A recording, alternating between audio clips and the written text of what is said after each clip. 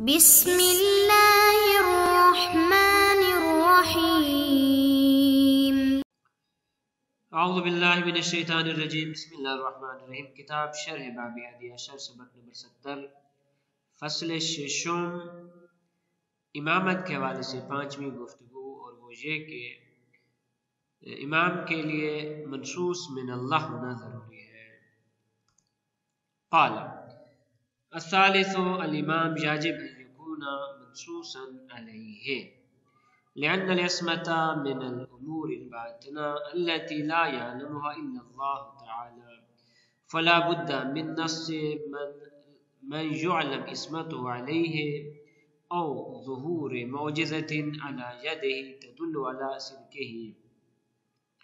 علامہ محلی رحمۃ اللہ علیہ فرماتے ہیں کہ الثالث تیسری بحث امام کے حوالے سے یہ شرائط امام میں سے مجھے ہے کہ امام کے لیے منصوص من اللہ ہونا ضروری ہے۔ الامام یجب ان یکون منصوصا علیہ، واجب ہے کہ امام پہ نص موجود ہو۔ کیوں نص کا ہونا ضروری ہے خداوند عالم کی جانب سے؟ کیونکہ ہم نے دوسری شرط امام کے حوالے سے گفتگو میں بیان کی تھی کہ معصوم ہونا ضروری ہے۔ تو معصوم عصمت یہ امور باطنہ میں سے، لأن العصمة من الامور الباطنہ، کیونکہ عصمت امور باطنہ میں سے کہ التي لا يعلم الا اللہ تعالی، جس کو سوائے خداوند عالم کی ذات کے اور کوئی نہیں جان سکتا، لذا فلا بد من نص من يعلم عصمته علیہ، لہذا ضروری ہے کہ ان پہ نص موجود ہو ایسی شخصیت کی طرف سے کہ جو خود معصوم ہو، او ظہور معجزۃ علی یدہ، یا ان کے ہاتھ سے معجزہ ظاہر، تدل علی صدقہ، جو ان کی سچائی پہ دلالت کرے۔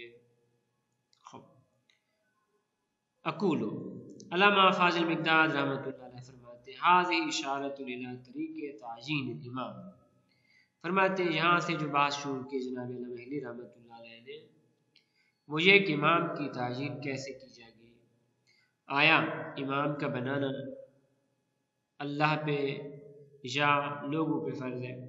کیسے معین کیا جائے گا کہ فلاں امام ہے؟ ھذہ اشارۃ الی طریق تعیین الامام، امام کی تعیین کا طریقہ اس کی طرف اشارہ کیا گیا ہے۔ فقد حصل الاجماع علی ان التنصیص من اللہ ورسولہ وامام سابق سبب مستقل فی تعیین الامام علیہ السلام، اجماع موجود ہے اس بات پہ کہ نص ہونی چاہیے، تنصیص ہونی چاہیے اللہ، اس کے رسول اور سابقہ امام کی طرف سے، اور فرماتے ہیں یہ ایک مستقل سبب ہے امام کی تعیین کے لیے۔ اجماع اس بات پہ کہ یہ تنصیص اللہ، اس کے رسول اور امام سابق کی جانب سے، یہ تنصیص ایک سبب مستقل ہے فی تعیین الامام علیہ السلام، امام کی تعیین کے لیے۔ وانما الخلاف فی انہ هل یحصل تعیینہ بسبب غیر النص ام لا، جو اختلاف ہے وہ اس بات میں ہے کہ آیا تعیین غیر النص سے بھی حاصل ہو سکتی ہے یا نہیں۔ بس اصل بات پہ اجماع ہے کہ اللہ، اس کے رسول اور سابقہ امام کی طرف سے تنفیذ ضروری ہے۔ اب سوال یہ ہے کہ یہ بغیر نص کے بھی تعیین ہو سکتی ہے یا نہیں، اس میں اختلاف ہے، اس میں اختلاف ہے۔ تو اس حوالے سے اقوال ہیں۔ فمانا اصحابنا الامامیہ من ذالک، امامیہ کا قول ہے کہ جی نہیں ہو سکتا، صرف نص کے ساتھ ہی امام کی تعیین ہو سکتی ہے۔ وقالوا لا طریق الا النص، سوائے نص کے اور کوئی راستہ نہیں ہے۔ دلیل لأننا قد بینا ان الاسم شرط فی الامامہ، کیونکہ پہلے بیان ہو چکا کہ عصمت امامت میں شرط ہے، امام کے لیے معصوم ہونا ضروری ہے۔ والاسم امر خفی لا اطلاع علیہ الا لاحد الا اللہ، اور عصمت ایک امر خفی ہے کہ لا اطلاع علیہ الا لاحد، کوئی بھی اس سے مطلع نہیں ہو سکتا سوائے خداوند عالم کی ذات کے، فلا يحصل حينئذ العلم بها، اس کے بارے میں علم حاصل نہیں ہو سکتا، فی ای شخص ہے، یا کہ بالآخر عصمت کس شخص میں پائی جاتی ہے، ظاہر میں اور نظر آنے والی چیز تو ہے نہیں عصمت، بس کیسے پتہ چلے گی اس کے اندر عصمت موجود ہے؟ فلا يحصل الا باعلام عالم الغیب، عالم الغیب کے اعلان کے ساتھ، وہ ذات کے جو عالم الغیب ہے وہی بتائے گی، وہی فرمائے گی کہ کس کے اندر عصمت ہے۔ تو یہ اعلام کیسے حاصل ہوگا؟ وذالک یحصل بامرین، یہ اعلام عالم الغیب دو امروں سے حاصل ہو سکتا ہے۔ احدہما، ایک امر یہ کہ اعلام ہو بمعصوم، معصوم اس کا اعلام کرے، کیونکہ خود معصوم ہے، لذا اگر وہ فرما دے کہ فلاں معصوم ہے تو اسے ثابت ہو جائے گا۔ کل نبی صلی اللہ علیہ وآلہ، جس طرح نبی اکرم صلی اللہ علیہ وسلم فرما دیں کہ مثلا مولا متقیان معصوم ہیں، فیخبرنا بعصمت الامام علیہ السلام و تعجیلہ، بس وہ خبر دیں گے امام کی عصمت کی، امام کی تعظیم کی۔ وثانی، دوسرا طریقہ، دوسرا امر، اظہار المعجزہ علی یدہ، خداوند عالم کی ذات اس کے ہاتھ پہ معجزہ ظاہر فرما دے، ایسا معجزہ کہ دال علی صدقہ، جو اس کی سچائی پہ دلالت کرے۔ کون سی سچائی؟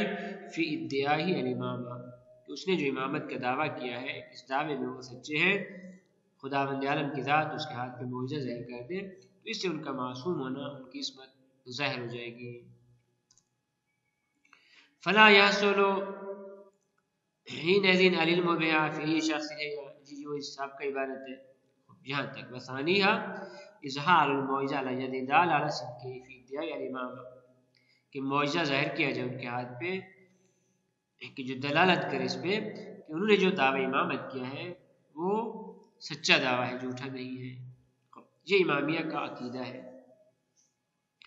وقال اہل السنہ، اہل السنہ ان کا عقیدہ ہے کہ اذا بایعت الامہ شخصا غلب انہم استدادہ لہا واستغل بشوکتہ علی خطۃ الاسلام صار اماما، اگر امت کسی شخص کی بیعت کر لے اور اکثریت کے نزدیک اس شخص میں امامت کی استعداد ظاہر ہو جائے، اکثریت یہ کہے کہ یہ شخص اہلیت رکھتا ہے کہ اس کو امام بنایا جائے، واستغل بشوکتہ علی خطۃ الاسلام، اور اسلام کے خطوط پہ شان و شوکت کے ساتھ سرپرست بن جائے، شوکہ غلبہ کے معنی میں، واستغل غلبتہ، اس کی جو عظمت ہے، اس کا جو غلبہ ہے وہ اسلام کے خطوط کے مطابق اگر ظاہر ہو جائے تو سارا امام بن جائے گا۔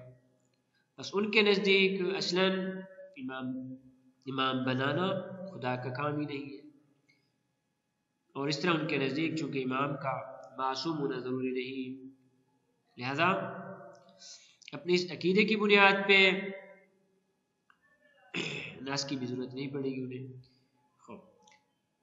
بلکہ وہی امت اگر ہاتھ پہ بیعت کر لے تو اسی کے ساتھ ہی امام معین ہو جائے گا، کیونکہ اس کی اختلاف اسی تعین کے لحاظ سے۔ وقالت زیدیہ، زیدیہ ان کا یہ عقیدہ ہے کہ کل فاطمی عالم زاہد، کل فاطمی عالم زاہد خرج بالسیف ودع الامامہ فهو امام، ہر وہ فاطمی جو عالم زاہد ہو اور خروج کرے تلوار کے ساتھ اور امامت کا ادعا کرے فهو امام، وہ امام ہے، جیسا کہ جناب زید بن علی کے والے سے ان کا یہ نظریہ ہے کہ جناب زید عالم بھی تھے، زاہد بھی تھے، اور انہوں نے دشمن اور ظالم کے خلاف قیام کیا، قیام بھی تلوار کے ساتھ تھا، اور انہوں نے اپنی رہبری اور امامت کا دعویٰ بھی کیا، تو وہ امام ہے ان کے نزدیک۔ والحق خلاف ذالک من وجہین، علامہ فاضل مقداد رحمۃ اللہ علیہ فرماتے ہیں کہ حق ان دونوں کے خلاف ہے، اور اس کی دو دلیلیں ہیں۔ الاول، پہلی دلیل یہ کہ ان الامام خلافۃ للہ ورسولہ فلا یحصل الا بقول، پہلے بھی ثابت ہو چکا، امامت کی جب ہم نے تعریف کی تھی تو اس مشخص کے تھے امامت ریاست عامۃ فی امور الدین والدنیا نیابۃ عن النبی. جس طرح نبی اللہ کی جانب سے ہوتا ہے، امام بھی اللہ کی جانب سے ہوتا ہے. نبی جس طرح اللہ کا خلیفہ ہوتا ہے، امام بھی اللہ کا خلیفہ ہوتا ہے. لہذا اللہ اور رسول کا خلیفہ ہونے کی بنیاد پہ امامت صرف اللہ اور اس کے رسول کے قول کے ساتھ ہی حاصل ہو سکتی ہے، نہ کہ عوام الناس اور لوگوں کے دعوت سے یا لوگوں کے بنا دینے سے. الثانی ان اثبات الامامہ بالبیعہ والدعوہ یفضی الفتنہ. یہ بھی پہلے بیان ہو چکا کہ امامت اگر بیعت کے ساتھ ثابت ہو اور ادھر امام دعویٰ کرے کہ میں امام ہوں تو یہ فتنے کی طرف لے جائے گی. پہلے اس کی وضاحت ہو چکی. امامت کا بیعت کے ساتھ ثابت ہونا، یہ ثابت کرنا، اور ادھر دعویٰ کرنا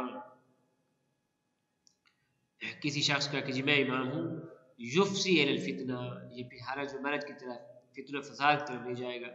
کیوں؟ الاحتمال ان تبایا کل فرقۃ شخص، کیونکہ ممکن ہے جیسے کہ ہم دیکھ رہے ہیں کہ اگر ہر فرقہ ایک مخصوص فرد کی بیعت کر لے، او ید کل فاطمی عالم الامامت، اسی طرح فاطمیون میں سے کافی ساری تعداد ہے